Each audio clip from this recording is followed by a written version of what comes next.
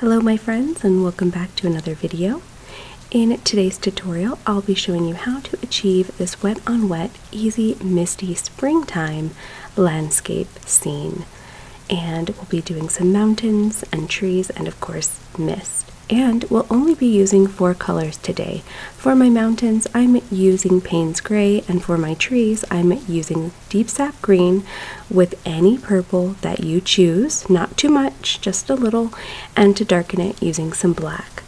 And I'm testing out this Polina Bright brush, and I'll be using that to lay down most of the paint, and to do my trees, I'll be using my favorite Velvet Touch brushes. But be warned, if you do trees like me, then you notice that the brushes or the bristles tend to fray, but I say the more frayed, the better the tree. And I didn't mention here, but the brush I'll be using for my mountains is the Graby brushes, and those come in a set, and whatever one that you want to use. And of course, as always, the materials will be in the description below. And I am starting by wetting my entire paper and dropping in some Payne's Gray for the sky. It's a very loose sky and background, and I am just laying down some very watery paint, adding in a little bit of darker, more saturated pigment, but it is going to dry quite light, so I will end up doing 2 or 3 layers, I believe. So I'm just laying it down, making sure I have some white space, because I want to be mindful that wherever there's white, that's where the mist is going to be. And then in the upper top area, I will do my mountain once it's dry.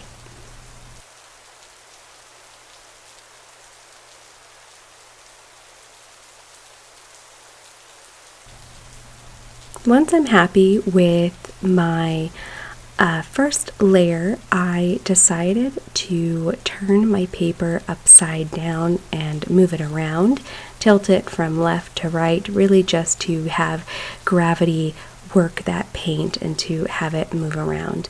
And that is actually going to give a really beautiful and smooth blend as well, especially for your sky.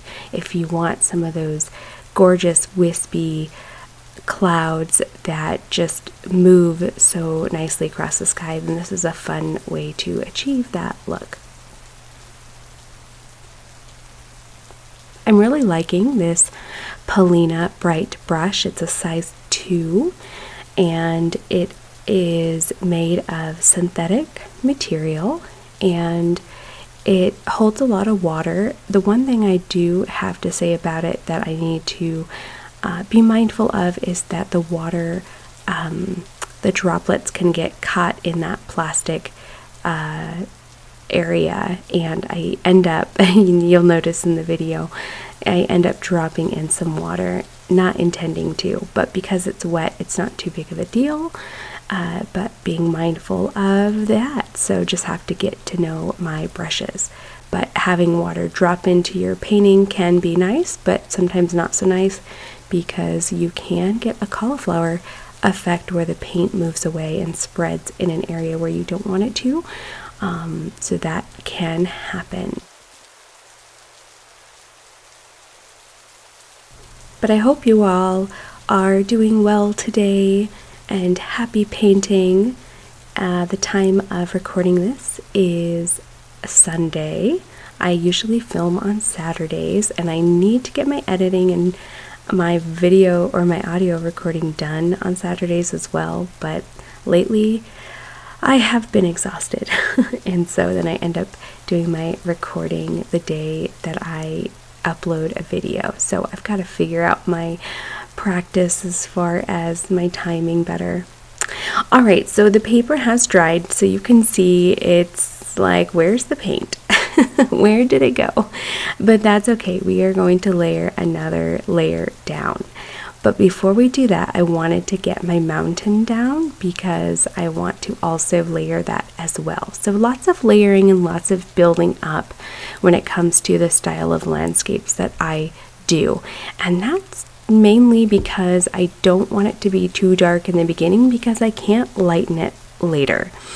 So And as far as my mountains, I have a textured mountain video on the ways that I get and achieve this style of mountain, because it's a bit strange, I suppose, in my process. But basically, in a nutshell, I am using wet on wet, where I'm dropping in the paint and wetting the surface and then dropping it in, but then I'm also doing a bit of a dry brush texture as well.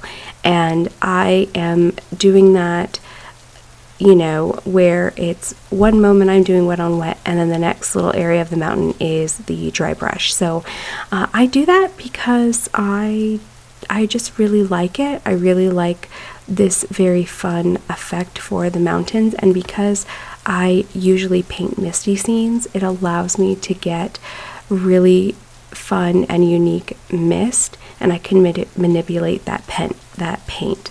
One thing I do have to be mindful of, and if you do these mountains as well, is if you do too much water and you keep layering on the paint, you might overwork it. I do that all the time, even today, and I've painted so many of these mountains. But with at least these gravy brushes, and if you use Neptune brushes that hold a lot of water, I can get a little carried away. So and I don't usually want to overwork my paint, but it happens. So just keep that in mind if you do this technique. So, but it's a lot of fun, and this did dry lighter, so I do go over it again with some more paint and do the same steps that I do here. But if you want to see that video on how I achieve these style of mountains, be sure to check the description below, or I'll leave a time card in the upper right hand corner of this video, or wherever it pops up, I don't know. So, but either way, it will be there. And the colors that I usually use for mountains are black, and that way I make a very light gray, or I will use Payne's gray. Sometimes I will use brown. I don't use brown that often, mainly because, well, I honestly don't know. I like brown quite a lot, but I don't tend to use them in my mountains, but I should. Let me know, what is your favorite color when it comes to mountains? Sometimes I will use Mayan blue as well. I typically love that color for water, but I am known to use it in my landscapes, as far as my mountain landscapes. But while it's still wet, you can see I'm adding a little bit of water, adding a little bit of paint, more paint here, but I'm being delicate in that upper area so I don't overwork it, because it's still quite wet. But of course, be sure to play around, and I'm not really thinking about shadows, honestly, when it comes to mountains in my mind as far as painting them. I'm more of just getting a feel of what I like and what is flowing in my mind. So you can see I have lots of mist going on here. I have picked up my Polina brush, and now I am laying in some more color right on dry paper, and in order to soften it and make those edges soft, I just dip my brush in some water, dab it on my cloth, and then I just work that paint, and I continue to add more water, dabbing the excess water off and moving it around. And then I also will add darker values of paint, and I just play around and figure out where I want the dark areas to be. The darker areas of green, that's where the base of my trees are going to be, and the lighter areas, that's where it's very misty. But don't be afraid to play around and get different, get different colors in there and really darken it up.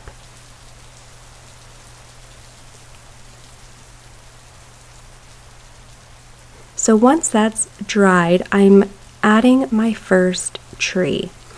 And I missed my paper, so the green does feather out. You can see that it gets quite light there, and that's because I've misted my paper.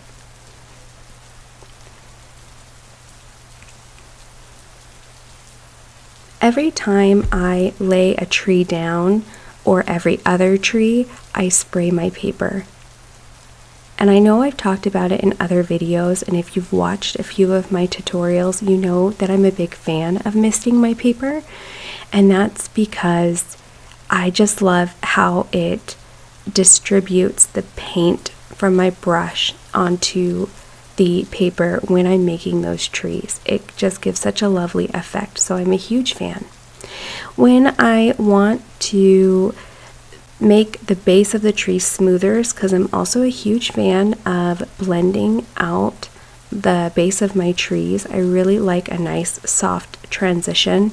I'll take my Polina brush or whatever brush you want to use, and I'll have it be a little bit damp, and I'll gently work the base of the tree to have it blend. But hard edges in Misty landscapes are accurate as well. I mean, really, it's your painting. Do whatever you want. I tend to favor softer blends, but those hard lines you'll also see in Misty landscapes as well, because some of the fog is really dense and it doesn't fade out. But you can see what I'm doing there, where I made it softer. And these trees do become quite light, and I add 2 more layers of trees. But in all honesty, if I were painting this painting for someone or for me, or I should say more my style, I go darker and I go more detailed. But for keeping this tutorial more simple, because I'm trying to think of the mind of someone just starting, having so many layers might be overwhelming, and you know, it's more of me showing you how to achieve a misty scene, at least through my eyes, how I would approach it.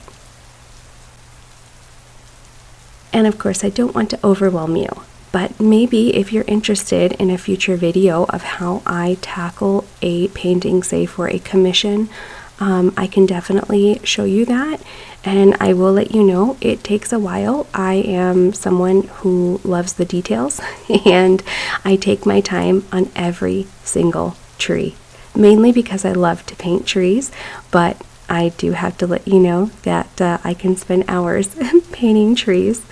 But I love it. But I know a lot of people don't, want to spend that much time on the details. And I know there's so many watercolor artists that love a loose style of watercolor.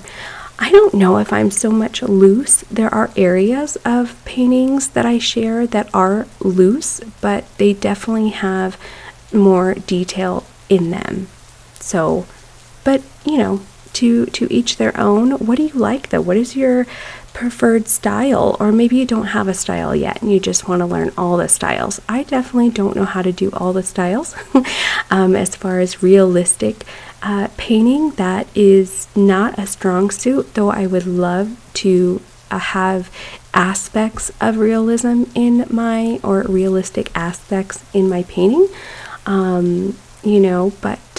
not necessarily every area, because I also really love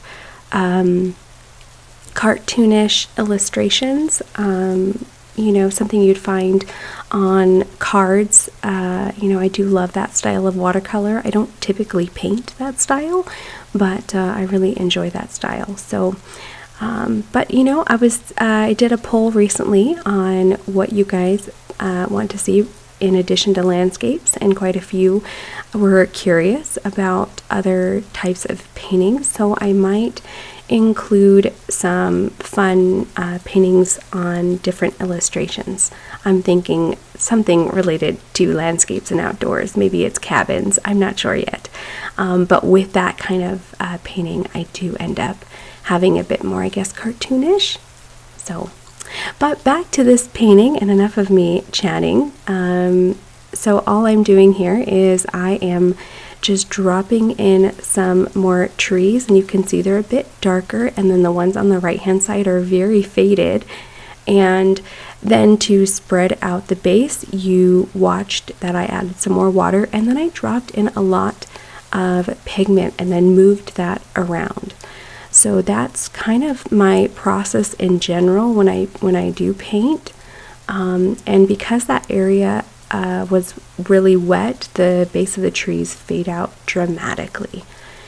And to get a very dark value of pigment, you might want to have your paper be dry so you can throw your wet paint on dry paper and then you can just blend it out, but it will be darker versus wetting it and then adding your paint.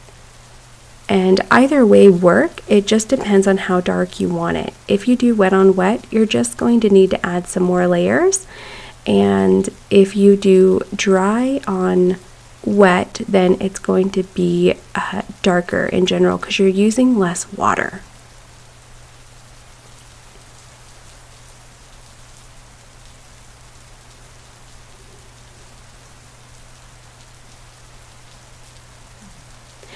And if you do find value in my videos and my content, want to stick around, I'd love for you to subscribe. So yeah, I hope that you stick around and leave me comments. I love interacting with people. It's so much fun. I haven't been on YouTube for very long, but it's been really wonderful to share everything that I am learning, that I've learned. And you know, I just come from a teaching perspective, and I think it's so important to share and you know, give value to people and different ways and approaches to tackle paintings. And you may, you know, don't necessarily just follow the tutorial. You know, I think it's important to test out different things, and I watch a lot of YouTube. I love YouTube. But I watch acrylic. I don't actually watch so much oil, but I do watch a lot of acrylic painting. I watch a lot of watercolor painting, watercolor pencils, and it's just so interesting to see the different approaches that people use in their watercolor practice, and you just never know what you're going to pick up and what you may want to apply in your own.